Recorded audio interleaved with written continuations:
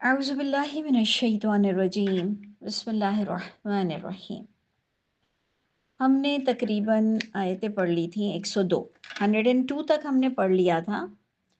103 سے ہم نے آپ سے کہا تھا کہ دیکھیں سورہ اعراف میں جس طرح سے شارٹ کٹ میں نبیوں کے بیان آئے اور اگر چیپٹر سے اس کو کانٹیکس سے میچ کیا جائے تو باقاعدہ آپ کا رزلٹ آؤٹ ہوگا کہ ہر ایک کو دنیا میں بھیجا گیا ہے، اس کو کام کرنا ہے، اس کو قوم تک جانا ہے، اس کو دین کا پیغام پہنچانا ہے، اور پھر قیامت کے دن سب کے حساب کتاب ہوں گے۔ یہ سیدھی سی بات بتائی گئی جس میں بتایا گیا کہ انبیاء کرام نہ شفاعت کر سکیں گے، نہ بروں کے لیے کچھ کر سکیں گے، اور اے انسانوں تم سب کو اپنی کتاب کے مطابق جواب دینا ہوگا، ایک وقت مقرر تمہیں دیا گیا ہے۔ سب کا رزلٹ آپ دیکھیں گے، سارے قصوں کو کنکلیوڈ کیا جائے گا تو بتایا جائے گا کہ بڑے سے بڑے لوگ بھی اللہ کے عذاب سے نہ بچ سکے اور انبیاء کرام بھی انہیں بچا نہ سکے، ایون ان کے دل میں بھی ہدایت نہیں ڈال سکے، کیونکہ جو خود ہدایت لینا نہیں چاہتا، جو خود بیٹھنا نہیں چاہتا، جو خود کانسنٹریٹ نہیں کرتا، جو خود ایماندار نہیں ہے آیتوں کو ماننے کے بعد بھی کہ اللہ اللہ کرتا ہے لیکن جب اس کے آگے حقیقت آ جائے تو وہ غفلت برتتا ہے، تو ایسوں کو پھر کوئی بھی کام نہیں آئے گا، ایون اللہ کا غضب اس پر ہوگا۔ یہ ہمیں بار بار بتایا گیا۔ جو ہم نے اینڈ کیا تھا سورہ اعراف کی 102 آیت میں کہ وَمَا وَجَدْنَا لِأَكْثَرِهِم مِّنْ عَهْدٍ وَإِن وَجَدْنَا أَكْثَرَهُمْ لَفَاسِقِينَ، کہ ہم نے زیادہ تر میجورٹی لوگوں میں عہد کی وفا نہیں پائی، یعنی قرآن کو اون کرتے ہیں۔ عہد کرنا کا کیا مطلب ہے؟ لا الہ الا اللہ کو اون کرنا۔ تو اسپیشلی ہم جیسے لوگوں کو خاص بولا جا رہا ہے کہ پورا پورا دن قرآن پڑھا رہے ہوں یا اللہ اللہ کر رہے ہوں یا اللہ تعالیٰ کو مانتے ہو، لیکن عہد نہ سمجھنا چاہتے ہو، نہ پڑھنا چاہتے ہو، اور وفا تو وہ کیا بیتو کا ایک لفظ کہتے ہیں نا کہ وہ وعدہ ہی کیا جو وفا ہوا، استغفر اللہ۔ عجیب سا، بڑی عجیب سی یہ اسٹیٹمنٹ ہے کہ میں تو اکثر اس اسٹیٹمنٹ کو ٹٹولتی رہتی ہوں کہ وہ وعدہ ہی کیا جو وفا نہ ہوا، استغفر اللہ استغفر اللہ۔ آپ اور میں تو لا الہ الا اللہ کے قائل ہیں اور وعدے کی وفا کی دعا محنت سب کریں گے انشاءاللہ تعالی۔ تو ہمیں آئیڈیا ہوا کہ اللہ تعالیٰ نے ہمیں ایک ٹپ دے دی کہ دیکھو میجورٹی میں اگر تم کو رہنا ہے، میجورٹی میں تم کو بٹرنگ کرنی ہے، میجورٹی کے ساتھ تمہیں تسلی ملتی ہے، تو تم غور سے دیکھ لینا کہ میجورٹی تم کو بے انتہا کہاں کہاں دھکیل دے گی، جو کہ داؤد علیہ السلام کو بھی یہی کہا گیا کہ اے داؤد، میجورٹی پیپل آپ کو برے ملیں گے، آپ کا کانفیڈنس لیول بہت ہائی ہونا چاہیے۔ اور وہ کانفیڈنس کہاں سے ڈیولپ ہوگا؟ اللہ کی کتاب سے۔ اس کے علاوہ تو ہمارے پاس الفاظ کے علاوہ کوئی ایویڈنس ہی نہیں ہے، کوئی بھی ایویڈنس، کوئی بھی شہادت، کوئی بھی گواہی قرآن کے الفاظوں کے علاوہ ہمارے پاس نہیں ہے۔ اور اللہ کا شکر ہے اس عمر تک ہم سر اٹھا کے چل رہے ہیں، آگے بھی اللہ تعالیٰ خیر کرے۔ وہ صرف قرآن کے الفاظوں کی وجہ سے ہم سر اٹھا کے چل رہے ہیں، گھر میں بھی اور باہر بھی، کہ کیا قرآن میں یہ نہیں لکھا؟ کیا یہ لکھا ہوا نہیں ہے؟ کیا تم نماز میں نہیں پڑھتے؟ اس وجہ سے لوگ بھی ہم میں برداشت کرتے ہیں کہ ہاں ہے تو قرآن والی بات۔ تو آپ نے دیکھ لیا، لیکن اللہ تعالیٰ نے بتایا کہ وَإِن وَجَدْنَا أَكْثَرَهُمْ لَفَاسِقِينَ، تم پاؤ گے کہ اکثریت میجورٹی پیپل فاسق ہوگی۔ تو اللہ تعالیٰ ہمیں وہ بدبختوں میں نہ شامل کرے کہ ہم قرآن بھی پڑھتے ہوں، ہم ترجمہ بھی جانتے ہوں، اور اس کے باوجود ہم بات نہ مانتے ہوں اور یہ ڈھونگ رچا رہے ہوں ہم درس سننے کا اور سنانے کا۔ تو اللہ تعالیٰ ہمیں بدبخت ہونے سے بچائیے۔ تو جناب اب ہم موسیٰ علیہ السلام کے قصے پر آتے ہیں۔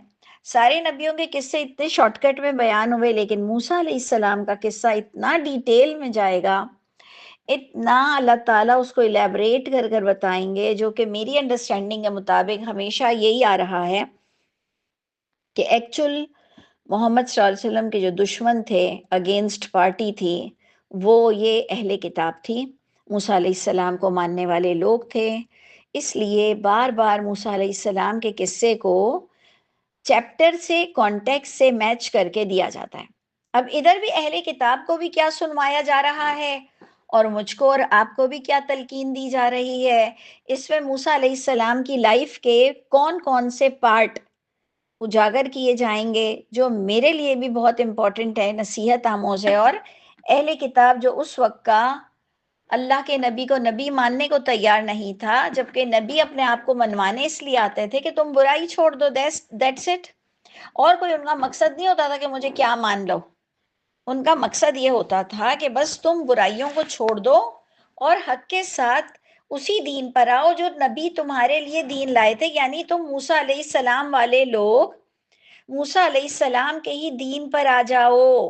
یہ ایکچولی تمام انبیاء کرام کی اپنے اپنے وقتوں پر پچھلی کتاب سے تلقین کرنا، یعنی اپنے پچھلے ہی نبی کی طرف دعوت دینا ہوتا تھا. لیکن بس جو آج کل ہمارے یہاں بھی نیگیٹیوٹی پھیلی ہوئی ہے، تو اسی طرح وہاں پر بھی تھا کہ ایک تو بڑی کتابیں چھپ گئیں، بڑی جھوٹی حدیثیں ریوالو تھیں، پھر وہ اس حد تک علماؤں نے اس کو صحیح کا درجہ ہماری طرح دے دیا تھا کہ ہر دور میں جھوٹی حدیثوں کو صحیح کا درجہ ملا ہے، اور ہمیشہ ہی یہ فساد ساری دنیا میں رہا. اللہ تعالیٰ نے اسی لیے ہمیں بار بار سورہ بقرہ سے تلقین کی کہ وَلَا تَلْبِسُوا الْحَقَّ بِالْبَاطِلِ وَلَا تَكْتُمُوا الْحَقَّ. یہ رب تعالیٰ نے ہمیشہ ہر دور میں لوگوں کو تلقین کی کہ حق محفوظ ہے، تم ڈھونڈ سکتے ہو، لیکن دیکھو تمہارے معاشرے نے جھوٹ کو کئی رنگ برنگی کاغذوں میں لپٹا ہوا ہے، بہت گرے ایریاز آ جائیں گے، لیکن تم تب مومن اور محسن کہلاؤ گے جب تم اللہ کی کتاب کو ٹٹول لوگے، مان لوگے اور عمل بھی کر لوگے. تو ہم موسیٰ علیہ السلام کا قصہ شروع کر رہے ہیں جو کہ کافی ڈیٹیل میں ہے. اللہ تعالیٰ کچھ اس طرح سے 103 آیت سورہ اعراف سے شروع کرتے ہیں کہ ثم بعثنا من بعدہم موسیٰ، پھر بھیجا ہم نے موسیٰ علیہ السلام کے بعد، پھر بھیجا ہم نے ان کے بعد، جو پچھلی آیتیں آ رہی تھی عاد، قوم سمود اور کئی نبیوں کے قصے بتائے گئے، شعیب علیہ السلام کا قصہ. اس کے بعد اللہ تعالیٰ فرماتے ہیں پھر بھیجا ہم نے ان کے بعد موسیٰ علیہ السلام کو کس کے ساتھ بھیجا؟ بی آیاتینا الی فرعون. یعنی دیکھ لیں کہ فرعون کو بھی اللہ تعالیٰ بخشنا چاہتے تھے. یہ کوئی ڈرامہ نہیں ہو رہا، یہ کوئی جھوٹ موٹ کی حجت پوری نہیں ہو رہی ہے کہ اللہ تعالیٰ کو کسی کو قسم کھا کے نہیں بتانا ہے. اللہ تعالیٰ اپنی حجت تمام کرتے ہیں اور اس میں کوئی لغو فضول حرکتیں نہیں ہو رہی ہوتی ہیں. باقاعدہ اللہ تعالیٰ بخشنا چاہتے ہیں ہر بندے کو. فرعون پیدائشی لانتی نہیں تھا، کوئی فرعون کی قسمت میں دوزخ نہیں لکھی ہوئی تھی. باقاعدہ وہ جتنا بڑا آدمی تھا اور وہ جتنا بڑا کام کر سکتا تھا اور وہ جتنے لوگوں کو مسلمان کر سکتا تھا، تو اتنے ہی بڑے معتبر شخص کو ان کے پاس بھیجا گیا. یہ میری انڈرسٹینڈنگ ہے کہ جتنا بڑا آدمی، اتنی بڑی اللہ تعالیٰ کی کوشش کہ اس کے پیچھے کئی لوگ ہیں. تو آپ خود سوچ لیں آپ کے پیچھے کتنے لوگ ہیں. آپ چھوٹے ہیں، بڑے ہیں، گھر کے سربراہ ہیں، جو بھی ہیں، آپ کے پیچھے کتنے لوگ ہیں اور آپ کی باتوں سے کتنے لوگ انسپریشن لیتے ہیں. کون آپ کو آئیڈیل اور لیڈر مانتا ہے. آپ کتنوں کے ذہن سازی کر سکتے ہیں، آپ کتنوں کو ترجمہ پڑھا سکتے ہیں، آپ کتنوں کو حق کے ساتھ بلا سکتے ہیں. لیکن اگر آپ بٹرنگ کرنا چاہتے ہیں کہ میں لوگوں میں بھی بیٹھوں اور بدنام بھی نہ ہوں اور ان کی مرضی کے مطابق دین کو مانوں، تو ٹھیک ہے، آپ کا حساب آپ کی سوچ کے ساتھ ہوگا. تو جناب اللہ تعالیٰ کو فرعون کو بخشنا تھا. رب تعالیٰ نے ہمیں قرآن میں ایک اور آیت بھی دی کہ اے موسیٰ، آپ فرعون کے پاس جائیے اور بہت ہی نرم لہجے میں اسے سب سمجھائیے گا، شاید کہ وہ لوٹ آئے. یہ اللہ تعالیٰ کوئی فضول باتیں نہیں کر رہے ہوتے ہیں. ہمیشہ یاد رکھیے اللہ تعالیٰ فضول باتیں نہیں کر رہے ہوتے ہیں. اس کا قرآن کا ایک ایک حرف بتانا، اللہ تعالیٰ کے پاس اربوں خربوں قصے تھے بتانے کے. ہمیں بتایا جا رہا ہے کہ کسی کی کوئی قسمت لکھی ہوئی نہیں ہوتی ہے. تم اپنی قسمت زیادہ تر خود بناتے ہو. کچھ چیزیں ہیں جو تم قسمت میں لکھوا کر لائے ہو، نہیں تو زیادہ تر تم نے اپنی قسمت خود بنانی ہے. تو جناب اللہ تعالیٰ نے موسیٰ علیہ السلام کو آیتوں کے ساتھ، پوائنٹ ٹو بی نوٹڈ، بی آیاتینا الی فرعون، آیتوں کے ساتھ بھیجا. ٹھیک ہے، وہ ملئہ، اور سرداروں کی طرف بھی بھیجا. آپ نے کئی دفعہ پورے نبیوں کے قصوں میں ملأ ملأ ملأ پڑھا. یہ فرعون اور اس کے سرداروں کی طرف اللہ تعالیٰ نے نبی کو بھیجا، تلقین کر کے بھیجا کہ بہت اچھے لہجے میں اسے قائل کرنا، شاید یہ لوٹ آئے اور شاید جنتی سب بن جائیں. یعنی اللہ تعالیٰ نے ہمارے لیے جنت بنائی ہے. اور نیکسٹ پوائنٹ وہ میرا تھوڑا ڈیفرنٹ ہوتا ہے موسیٰ علیہ السلام کے لیے. اور آپ کو پتہ ہے میرا انداز بیاں یہ ہے کہ میں بار بار وہ بات کی تلقین بھی کر دیتی ہوں جو پوائنٹ آتا ہے، کہ میرا دوسرا جو کانسیپٹ ہے کہ موسیٰ علیہ السلام کو اس لیے بھی بھیجا کہ انہوں نے قتل کر دیا تھا اور وہ پھر بھاگ گئے تھے اور ان کا کیس سارٹ آؤٹ نہیں ہوا تھا. تو ایک نبی ایک طرف ایک جگہ مدین میں نبی بن کے بیٹھ جائیں اور دوسری جگہ مصر میں وہ قاتل کی حیثیت سے بھاگے ہوئے ہوں، تو ایسا نہیں ہوتا، ایسا نہیں ہوتا. اسی لیے ہی اگر بخاری امام بخاری والی کتاب میں جو بیچارے انہوں نے نہیں لکھی ہے، میں کہہ رہی ہوں کہ وہ جو بخاری مسلم اور جو دوسری شیعوں کی 4 اور سنیوں کی 6 ہے، اگر اس میں غلط باتیں ہیں تو وہ دین نہیں ہو سکتا ہے. اس کو آپ غلط باتوں کو نکالنا اگر گوارا نہیں سمجھ رہے ہیں تو آپ سے اور مجھ سے بڑا مشرک کون ہوا کہ اپنے اماموں کو کور کر رہے ہیں جو بیچاروں کو عطا پتہ بھی نہیں ہے کہ ہمارے ناموں سے کتابیں بنی ہیں. پھر ان بیچاروں کو یہ تک نہیں پتا کہ ہمارے نام کی کتاب کو صحیح کا درجہ دیا گیا ہے. پھر اس میں لوگ اس بات کو ماننے کو تیار نہیں ہیں کہ اس میں کوئی ضعیف آیت ہے اور اس میں دین کی بہت گندی باتیں بھی لکھی ہوئی ہیں جس کو لوگ ہٹانے کو تیار نہیں ہیں. اور پھر آپ کہتے ہو بڑا سفسٹیکیٹڈ انداز میں، ڈیسنٹ وے میں، کہ نہیں یہ پہلے تھا اب نہیں ہے. شرم آنی چاہیے، شرم آنی چاہیے ہم سب کو. ہمارا انجام کیا ہوگا؟ ہم کتنے بڑے مشرک کہلائیں گے کہ ہم ڈرتے ہیں ادھر حدیثوں کی چھانٹ کرنے سے، اصلاح کرنے سے، کیونکہ ہم نے اتنے شرک تو چھوڑے، اب یہ شرک ہم کو نہیں چھوڑنا کہ ان کی کتاب کو چھیڑنا نہیں ہے. تو پھر کیا خدائی دعویٰ کر رہے ہو وہ کتاب کے ساتھ صحیح کا درجہ دے کے؟ اب تمہاری غیرت اس بات پر تمہیں مجبور کر رہی ہے کہ جی اب میں اس کو کیسے ہاتھ لگاؤں. تو میں تو الحمدللہ بری الذمہ ہوں. میں نے بڑی ہی بے باکی سے آپ کو بتا دیا ہے کہ وہ بیچارے امام بخاری اور امام مسلم تک کو نہیں پتا صحیح کا درجہ. آپ کہیں بھی کسی کتاب کو، انسانی کتاب کو نہیں دے سکتے ہیں، اور اگر اس کی چھانٹ کو روکا گیا ہے اور اس میں یہ کہنا آپ کو گوارا نہیں ہے کہ بخاری والی کتاب میں یہ باتیں غلط ہیں، تو پھر ہم سے بڑا مشرک کون ہوگا؟ میں بری الذمہ ہوں. میں قرآن کے علاوہ کسی چیز کو دین نہیں مانتی ہوں. تو دیکھ لیجئے کہ موسیٰ علیہ السلام نے ایک جگہ کہیں قتل کر کے بھاگ گئے تھے اور دوسری جگہ وہ نبی نہیں بن سکتے ہیں. اپنے نام کو درست کرنا ضروری ہے، اس لیے اسلام پہ آئے ہوئے دھبوں کو ہٹانا بھی بہت ضروری ہے. بخاری کی مثال اس لیے دے رہی ہوں کہ اس میں اتنی غلط حدیثیں ہیں، وہ ہٹاؤ گے نہیں تو دین کو کیسے پروموٹ کرو گے؟ کیا بتاؤ گے؟ پرانا دین یہ تھا. نبی پر اتنی غلط باتیں، راویوں پہ اتنی غلط باتیں، جھوٹ بولتے ہو، عالم بناتے ہو، اور ہم میں سے کوئی بولنے والا نہیں. اللہ تعالیٰ ہماری اس پکار کو قبول فرما لیجئے. ایسا ہو ہی نہیں سکتا ہے کہ دین ایسا بدنام ہو.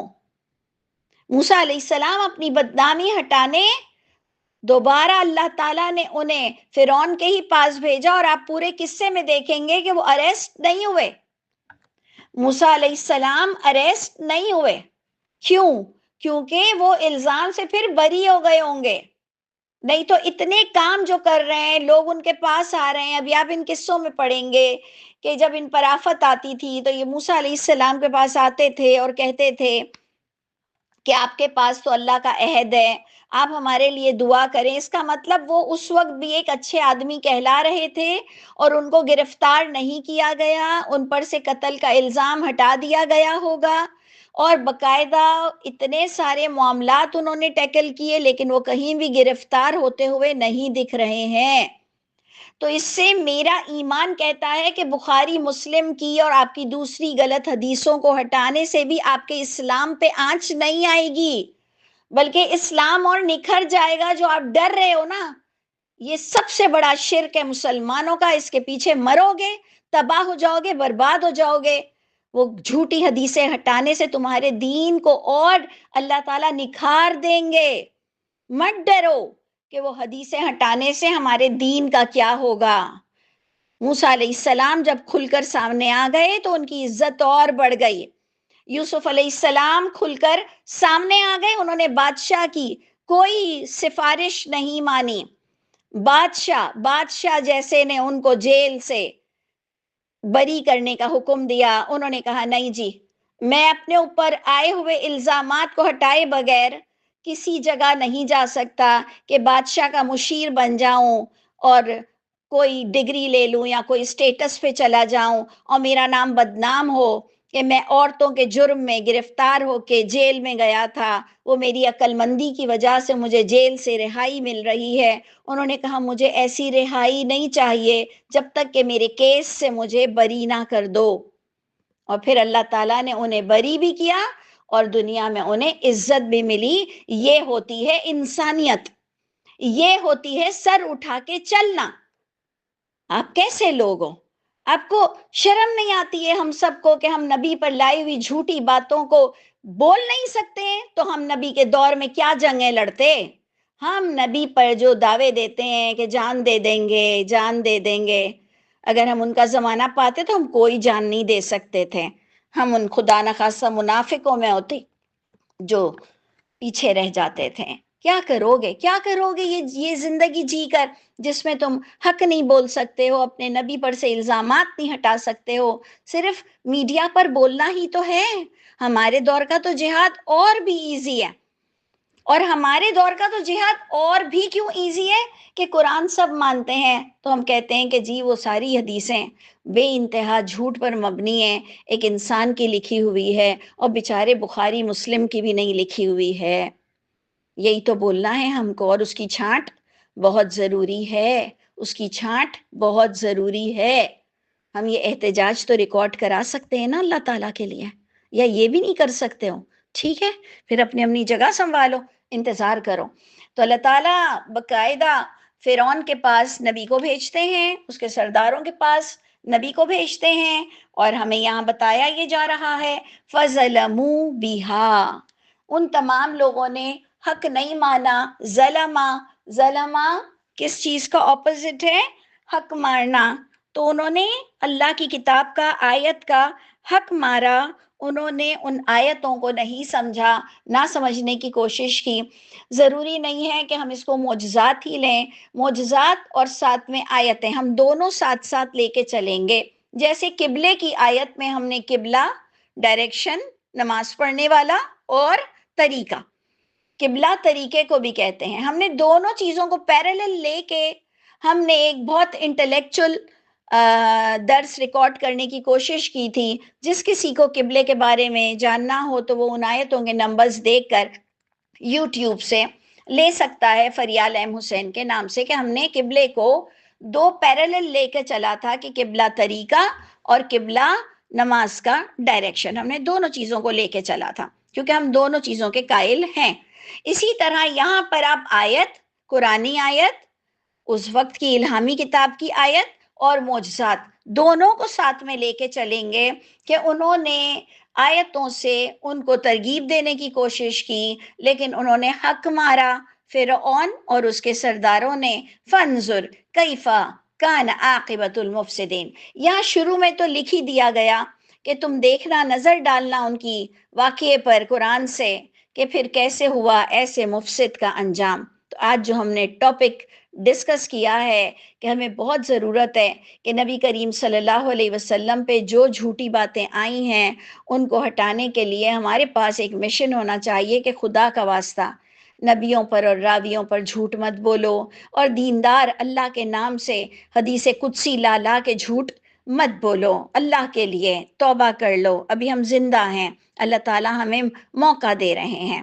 اور سورہ آراف میں یہی بات آ رہی ہے کہ تمہیں موقع دیا گیا ہے، تم اس میں سدھر جاؤ۔ اور ہم نے لاسٹ آیتیں یہی پڑھی تھی کہ کچھ لوگ جب نہیں سدھرتے ہیں تو تب بھی ان پر آسانی آ جاتی ہے، لیکن اب جب وہ پکڑے جائیں گے تو اللہ کے غصے میں پکڑے جائیں گے۔ تو اللہ تعالیٰ ہم ایسا مرنا نہیں چاہتے ہیں، ہم آپ کے غصے میں مرنا نہیں چاہتے ہیں۔ ہم ان لوگوں میں سے نہیں ہیں جو کہہ رہے ہیں کہ اب کل کروں گی، یا یہ بچوں کی شادیاں ہو جائیں پھر سوچوں گی، یا تھوڑی بڑی عمر ہو جائے پھر سوچوں گی۔ ہمارے یہاں ایسا ہی ہو رہا ہے نا کہ تھوڑا سب بیلنس ہو جائے اور اس کے بعد میں حق پر چلوں گی یا چلوں گا۔ نو، اللہ تعالیٰ ہم ابھی بھی ریڈی ہیں، اور بالکل ہم نے بول بھی دیا ہے، اللہ تعالیٰ ہم سب کو بہترین ایکشن لینے والا بنائیے۔ دیکھیں یہاں پر پہلی آیت ہی آ گئی کہ تم دیکھ لینا کہ انجام کیا ہوا مفسدوں کا، یعنی پتہ یہ چلا شروع سے ہی کہ فرعون کا انجام پھر برا ہوا، جبکہ نبی کو بھیجا گیا تھا کہ اس کا انجام برا نہ ہو، اس نے یہ اپنی تقدیر خود لکھوا لی۔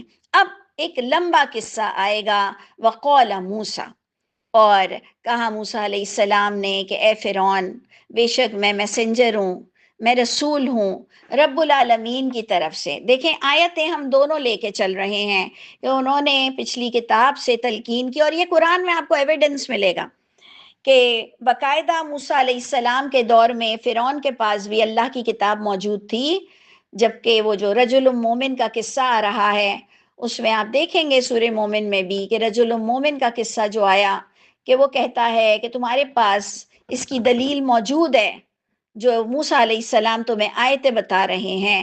پھر ایک اور آیت میں بھی اللہ تعالیٰ بتاتے ہیں کہ وَاسْتَيْقَنَتْهَا، کہ وہ فرعون کو آیتوں کا یقین آ چکا تھا، اس نے ٹیلی اور کنفرم تصدیق کر لی تھی کہ موسیٰ علیہ السلام بالکل صحیح بتا رہے ہیں۔ اور پھر آپ کو ایک اور آیت میں بھی ملے گا کہ فرعون بھی بڑا علامہ اور عالم دین بنتا تھا، اور وہ لوگوں سے کہتا تھا کہ موسیٰ علیہ السلام تمہارا دین بگاڑنے آئے ہیں، میں وہاں سے دیکھ رہا ہوں جہاں سے تم نہیں دیکھ سکتے، یعنی میری چھٹی حص بتاتی ہے کہ جی موسیٰ علیہ السلام تمہارا دین بدلنے آئے ہیں۔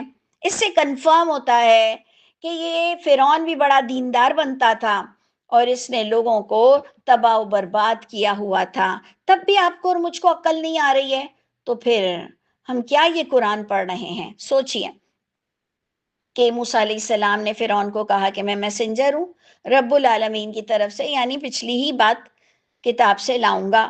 حقیقن، حقیقت یہ ہے، اللہ یعنی مجھے اس حقیقت پر بٹھایا گیا ہے کہ ان لا اقول، میں نہ کہوں علی اللہ، اللہ پر الا الحق۔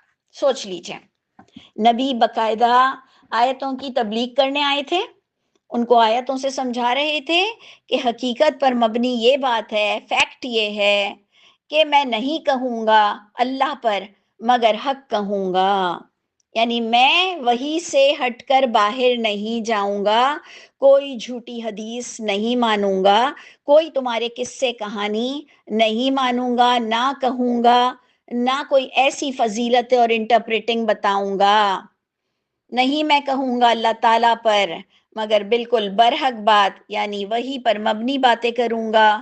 قد جئتکم ببیشنا، یقیناً میں لایا ہوں تمہارے پاس کھلی نشانیاں تمہارے رب کی طرف سے۔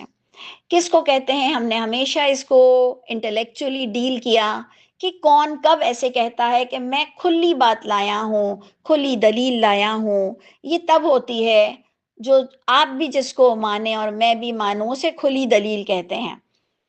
جیسے چاند کو چاند ہی کہا جاتا ہے اور وہ روشنی دیتا ہے، سورج سورج ہی کہا جاتا ہے اور وہ گرم آگ اور تپش والا ہوتا ہے۔ تو ایک وہ بات جو سب کے لیے عیاں ہو، ہر ایک کے لیے یکساں ہو، تو اس لیے انہوں نے کہا کہ میں کوئی ایسی بات نہیں کر رہا ہوں کہ میں اللہ کے پاس گیا تھا، 7 آسمانوں پہ گیا تھا، میری اللہ تعالیٰ سے ملاقات ہوئی، اور پھر اللہ تعالیٰ نے جو مجھے کہا ہے وہ تمہیں نہیں کہا ہے، مجھ پہ جو کشف ہوتا ہے وہ تم پہ نہیں ہوتا ہے، میں نے خواب میں وہ دیکھا ہے جو تم نے نہیں دیکھا ہے، ایسی باتیں انہوں نے نہیں کی۔ انہوں نے کہا میں دلیل پر آیا ہوں، بالکل کلیئر، میں وہ کھلی بات کروں گا جو من ربکم ہوگی، تمہارے رب کی طرف سے ہوگی، نہ کہ ہماری حدیثوں کی طرح کہ کوئی سنی الگ حدیثیں تھامے ہوئے تو شیعہ الگ تو آغا خانی الگ، اور پھر اس میں بھی ہم استغفر اللہ، ہم کیا کہوں میں کہ اگر ایک سنی بھی ہے تو اس کے اندر بریلوی بھی، دیوبندی بھی، اہل حدیث بھی، سب سنی ہیں، لیکن سب اگر جدا جدا ہیں تو حدیثوں کی وجہ سے ہیں۔ اور یہ بھی میں بالکل دلیل پر بات کر رہی ہوں، کوئی ایسی بات نہیں کر رہی کہ آپ کی آنکھیں پھٹی کے پھٹی رہ جائیں۔ آپ کو یہ بات اچھی طرح پتہ ہے کہ اگر سنی حضرات بھی ہیں جس میں بریلوی، دیوبند، اہل حدیث، تین بڑے طبقے ہیں، تینوں جدا ہیں، تینوں کے عالم ڈفرینٹ ڈگریز لیتے ہیں، تینوں ایک دوسرے کے عالموں کو مانتے نہیں ہیں، تینوں ایک دوسرے کے پیچھے نماز نہیں پڑھتے ہیں، اور تینوں میں یکساں فرق، یکساں جدائی، یکساں اختلاف صرف حدیثوں کی وجہ سے ہے۔ میں کوئی آپ کو ایسی بڑی بات نہیں بتا رہی ہوں جو آپ کو نہیں پتا، صرف بولنے کو جھجکتے ہو۔ منہ سے جب ایک بات نکل جائے نا تو اللہ کا شکر ادا کیا کرو کہ اللہ تعالیٰ میری اس بات کو قبول فرما لیجئے کہ میں نے کھل کر بات کر لی، الحمدللہ رب العالمین۔ تو جناب، میں ایکچوئل بات بتا رہی تھی کہ بینہ کس کو کہتے ہیں، کھلی بات کو، کھلی بات اس وقت جو میں نے بھی کی، اور اللہ کی کتاب ایک کھلی بات ہے۔ انہوں نے کہا میں تمہارے پاس وہ دلیل بینات لایا ہوں جو من ربکم ہے، وہی ہے، فارسل معی بنی اسرائیل، میرے ساتھ بنی اسرائیل کو بھیج دو۔ یعنی یہ ہے بہت بڑا ٹاپک کہ انہوں نے دین پر، لا الہ الا اللہ پر تو بات کی کہ میں اللہ کے علاوہ اور میسنجر ہوں، اور میں رب کی طرف سے پیغام لایا ہوں، اور اللہ اللہ اللہ اللہ کیا، اور کہا اللہ کی کتاب سے ثابت ہے کہ ایسے قوم کو بری حالت میں نہیں چھوڑا جاتا، قوم کے لیے کام کرنا پڑتا ہے، اور اسپیشلی اس قوم کے لیے کام کرنا پڑے گا جس کو تم نے بڑا ہی کمزور کر کے رکھا ہے۔ اب سوچئے یہ بھی نبیوں والا کام ہے کہ لا الہ الا اللہ پر تو تلقین کرنا، لیکن ان لوگوں کو بھی ایجوکیٹ کرنا، شیلٹر دینا جو کسی ظالم کے شکنجے میں پھنسے ہوئے ہوں۔ سوچئے موسیٰ علیہ السلام نے ہماری طرح یہ نہیں کہا کہ میں تو قرآن پڑھا رہی ہوں بس کافی ہے، ہمیں بھی لوگوں کو ریلیف دینا ہے اپنی ذات سے۔ اور جب لوگوں کے ریلیف کی بات آتی ہے کہ کون بھوکا ہے اور کون سیلاب زدگان میں ہے اور کس کے پاس پرابلم ہے، اور سردیوں کے دنوں میں کیا کیا پریشانی ہے، اور کیا کیا وائرل انفیکشن ہے، اور کیا کچھ ہم کر سکتے ہیں کسی کے لیے، پھر وہاں تو ہندو اور مشرک بھی نہیں دیکھا جاتا۔ ہمیں اللہ تعالیٰ کے معاملے میں تو کام کرنا ہے، لیکن ہمیں لوگوں کے لیے بھی کام کرنا ہے۔ انہوں نے یہ نہیں دیکھا کہ بنی اسرائیل میں کس کس کا عقیدہ درست ہے، انہوں نے غلام کیٹیگری کو، دبے ہوئے لوگوں کو، کمزور لوگوں کو اٹھانے کا مشن اور ویژن دیا، اور کہا کہ فَأَرْسِلْ مَعِيَ بنی اسرائیل۔